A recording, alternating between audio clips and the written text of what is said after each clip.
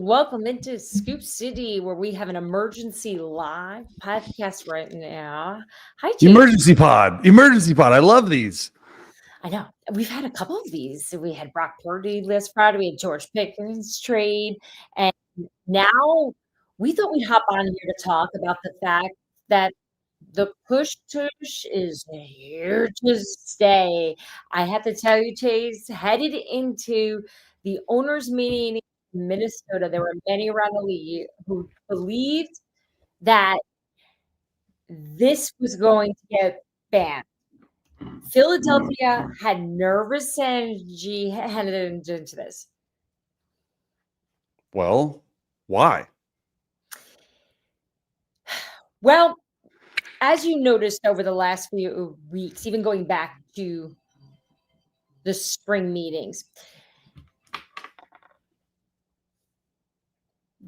teams around the league started to change their stand on this. And I think there was a lot of belief that Commissioner Roger Goodell was in favor of banning this. And I do believe there was a lot of politicking going on behind the scenes in terms of trying to figure out what's best for the league moving forward, depending on who was for it or against it. Yeah. I mean, this was surprising to me, to be completely honest with you. And first of all, I just want to, everyone that's watching, everyone that's going to watch, I want to give you your love because you were the person breaking these. You were the first person in the arms race, that is the insider race, to break this stuff. So just a little slow clap for Dianna Russini. But yeah, you've been all over. I will say, I was surprised that, just as an outsider, that this passed. Or that this failed, sorry, that the Tush Push ban failed. So it's here to stay because, we had Dean Blandino on and he went through all this and that and everything about it. And he's like, oh, the biggest issue for some people is like player health and safety. And he's like, there's no injury history whatsoever. It's just like maybe what it could be. And usually, Dianna, correct me if I'm wrong, you've been doing this longer than I have, that if something gets tabled at the league owners meetings, right? The owners meetings, and then gets addressed again in May. Usually it's like, hey, we're going to change the wording on this. And it's something that Roger Goodell himself in the league wants to see passed. Obviously not everything got passed, including this Tush Push ban, but just talk a little bit about that because usually that's the case. And when it came out, we broke it on our show, or you broke it. We showed your tweet, we showed everything, and it was like the last part of our show. But it was surprising to a lot of people because a lot of people had thought, oh, this is a given. This is the Tush Push is gone forever. Well, let's get to the good stuff first before we break down why teams voted in favor of keeping it, or at least decided not to ban this. I want to take you inside of the meetings today because I think this is where the juicy stuff all goes down. Right. Stuff. So you have all the owners in the ballroom in Minnesota at the hotel. And they first vote on the changes with kickoff, which you saw, which I know is very small and minor. But yeah. Then the main event took center stage there. And that was, of course, the Tush Push with Jason Kelce on hand. Yeah, I want to ask you about that some after. support. But it was Jeffrey Lurie who stepped up to the podium, we'll call it the microphone first, to lay out a case of why the Tush Push needs to stay. And he called it the safest play in the history of the game. Whoever votes to ban this play is taking liability for putting risk on our quarterbacks. From the way it was described to me by other people observing him that were sitting in the room, I had one person tell me it was impassioned, it was intense. He was out there fighting for his team in, Philly fashion, just going all out, letting everybody know that you cannot vote against this. I had someone else in the room tell me that it was a little bit like he was having like an argument with his girlfriend and trying to make a point. And then Kelce walked up and he was a little bit more measured. And he talked about why the play should stay. And I had a few people that were in the room say, like, Kelce was unbelievable. Like, Jeffrey Lurie and Jason Kelce saved the Tush Push today. I really believe so. Then that's what I was going to ask you. So obviously Jeffrey Lurie, we had heard about that. So I was literally following along as we're like in the middle of the show. I'm like, all right, this is a nice topic, but what's the Tush Push doing? And Dianna, you were on it, scrolling through. And the second you said Jason Kelce was there, it just sort of dawned on me. And he had some quotes. He's like, I would unretire if we could run 80 Tush Pushes in a row. When he got up there and had his chance to talk in front of some really, probably the most important people of our league, what was his dynamic out there? Was it explaining the play? Was it saying, hey, like, what about him personally? Because I found that fascinating when he was in the room. And obviously we weren't in it. Can you take us inside his speech? Yeah. We've all seen Jason Kelce speak before, and he's always really passionate. He wasn't loud from what I understand. He wasn't really that animated with his words. He was just more sharing his expertise, right, as an all-pro center, a future Hall of Famer, arguing as to why the play should remain in it. He told the room, if I could run 60 Tush Pushes a game, I'd come back. Yeah, that's how crazy. That's how good he feels in terms of his overall health in that play. And then after Jason went up, and Jason spoke for about 5 minutes, right? So Jeffrey Lurie was quick. Yeah, Jeffrey Lurie was about 35 to maybe 40. And then Jason was like 5 minutes, said his spiel. Again, really impressed him from a number of people in there. But what they did was they moved everybody out of the room. So a lot of owners have people with them. They have Jason Kelce obviously was in there. They wanted to just have a private room with Roger Goodell and the owners. And it's the privileged room, so to speak. And that's where they go and have these very important discussions where they don't want anyone to know about, usually. And that's where things changed from the way the day started to the way it ended in terms of how teams are seeing this, right? So Green Bay's proposal needed 24 votes to pass, but 10 teams, including we got the Ravens, we've got the Patriots, the Jets, the Lions, as teams that were in support of the Philadelphia Eagles, and they were not able to get enough votes. And so it was quickly decided that this is not going to be a thing. The teams you just mentioned, and I find it fascinating a little bit, all those teams you mentioned that were voting to keep it legal, a lot of defensive head coaches, a lot of special teams coaches. Can you why? Yes. Because if I was a defensive coach and we can't stop it, well, we can stop it for everyone but Philly.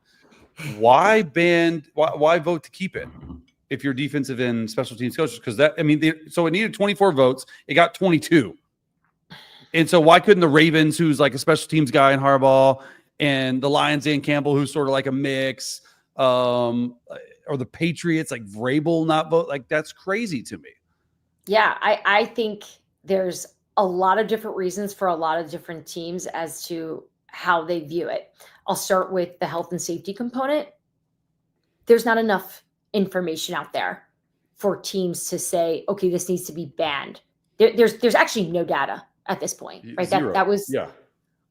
that's really been the center of the conversation for the last few months, even going back to last year. When I first started to hear in the competition committee, it started to get out that Roger Goodell did not like it. He thought the play was ugly, thought it kind of resembled rugby. And I think that's when it became a bigger issue because a lot of owners want to make sure they're in line with what Roger Goodell wants to do. That's the dynamics sometimes. So I do think some teams tend to lean on that side of it, but the teams that didn't vote for it, from the ones that I've spoken to this morning of why'd you make this decision, most of it was because they also have that attitude. It shouldn't be banned because you can't stop it. You have to figure out how to It's stop not it. an unfair play. It's a football play. Correct. I had one person say that it was a vote about process more than what was right. People don't like that the NFL is telling people how to vote, right? So you have some of that in there. So let me ask you this. Yeah. Obviously, it's just the owners in there, and you have 32 votes. So the head coaches aren't voting for it. The defensive coaches aren't voting for it. How much of an impact do some head coaches have on the owners' votes versus owners just going rogue and doing whatever the hell they want to do? Fantastic question, because I was asking around today while I was waiting for the vote to come down to try to get a sense of who was influencing their owner. Which teams had an owner looking at it one way and a head coach looking at it another way, right? Because there's no way every team is all in line on this. There's no way. And then you have the politics of it. Something Jeffrey Lurie said. I want to make sure I get the quote right because I like the way he said it. Oh, it's all good. He said, we are not members here. We are owners. On how, we are owners, not members, right? So I was thinking of like we own golf the team, club, right? Like they're not just they don't have to do what they're being told to do. They get to make the decision. They can decide. And I think that stood out with a lot of owners. Yeah. We need to do what we believe in. And I know for one team that I spoke with late last night, their head coach was against banning it, and their owner just kind of was on the fence, and the coach won from what I saw their name on that's interesting as a team. So I think it's situational. I think there were different teams with different varied situations on how they viewed it. But let me just take you into Philly. Yes, please. Okay, beginning with what I said before, with their nervous energy heading into it, them really knowing that this was stacked up against them. It really was. Like, they didn't think they were coming out of this. No one did. I know. Trust me. And Philly's been my favorite. They're my favorite group to talk to right now over the phone and over text, because I think they're in a little bit of shock in a great way. Yeah. Like, they're like, holy crap, we did this. So, I'll just read you something someone said from Philly. I think we made a really compelling case on safety, and taking away the downfield push turned a lot of people off. I think the way Green Bay proposed it. Yeah. The language. The language of it, they wanted to look like they weren't picking on Philly, but I think that blew up. Clearly they were. Oh, yeah. But I think what's interesting too is you're saying picking on Philly. Green Bay is the only team in the NFL that doesn't have one owner. And so it probably looks a little bit better coming from Green Bay when you could know for a fact that the 22 other owners who voted against it, we propose it, but we don't want to get the pushback. So they absolutely are picking on Philly. Chase, I had a general manager tell me that the league 100% picked the Green Bay Packers because they don't have an owner, and they could plant the seed of, this is what we want. In fact, I had somebody right after this all went down said, well, the league is going to be mad about this. They didn't win. Right. So I do believe there's a belief around the league. I can tell you, I've had different conversations with different owners that felt that Green Bay got played here a bit, that they weren't all in on this. Bad guy. Yeah. That they had to be the face of it. So, they're the ones looking like they're against it. And now they have to sit in this, because at the end of the day, this is about wins and losses, and it looks like the Packers lost. So, I mean, it looks like they did. My thing is, the bigger story here is One, usually when the NFL wants stuff passed, people fall in line. Owners fall in line. The stuff usually gets passed. This is a clear line in the sand of saying, hey, we're not doing this because we don't believe in it. A couple questions. Has Roger Goodell lost control? Because of the league a little bit, and the owners in terms of they were supposed to vote on his package for compensation today. You had reported it got moved back. Is that anything to do with, like, he's 1 for 3 today? So the power in the league, or is that just too much of an overreaction? Yeah, look, there's always a bit of Game of Thrones out there. I think a lot of the owners were prepared to have the conversation about Roger Goodell's contract extension today. It's been bubbling up. There's been tons of conversations behind the scenes, I can tell you. And they were expected to have that on the agenda today, but it did not. They didn't. I don't know if it was a time thing, which I doubt, because they had plenty of time, or maybe they just felt like the vibes are off for today with the Tush Push, with Philly winning. But that's going to be something we'll definitely be discussing, because it'll just be the next league meeting, I'm sure, in October, where we bring this up again. But yeah, I think I did text a few people that were in the meetings for a feeling of, like, is it tense in there? Is it energized? Yeah. And I want to believe, like, in my mind, I picture Jerry just like yelling and screaming and throwing his, and it's just not like that. I think it's old school. It's quiet. Well, look, you say your piece. Yeah, it's quiet. Say your piece, move on. I just think that the league has made this like their Mount Everest, because anyone says about the Tush Push, it's so divided. I mean, this play, it works for one team. It's not an unfair advantage. They do it better than others. If you want to stop it, then stop it. If other people want to do it and learn it, then do it. That's why I was against keeping the Tush Push in, because it is a football play. And quite honestly, most of the yards gained, Dianna, on the Eagles' quarterback sneak is before the Tush Push, before the push even takes place. It's more like a quarterback sneak. And even from social media and reactions around the Philadelphia Eagles people, it's just like, we'll just do it without the push and we'll still be good at it. So I just didn't understand that point. But the most important question I had for you, asking around the league and talking to people, why did the NFL want to ban it? Why did Roger Goodell want to ban it? Was because they don't view it as a football play, because they try to hide behind the fact, which we know is a complete lie, of player health and safety, because there's zero data. I've talked to doctors. You've done your research. There's zero. Why did they want it banned? I think it has everything to do with the aesthetics of it. That's all I've been told from people who have been in these meetings, who've been on the competition committee, that the ones that have been against it always point to league people not liking the way it looks out there to protect the game. So you may not agree with it, but that's always the same. It's the same line. Trust me, I always think is there more to this? And it's not. I think it's that superficial. And do you think most people's do you think most people, sorry, all these questions are popping into my head. Do you think that teams went into these May meetings after tabling it earlier with, this is how I'm going to vote, you can't sway my mind? Or do you think there was real time swaying going on? Here's what's interesting. The competition committee and the health and safety committee unanimously voted against it, right? They voted in favor of banning it.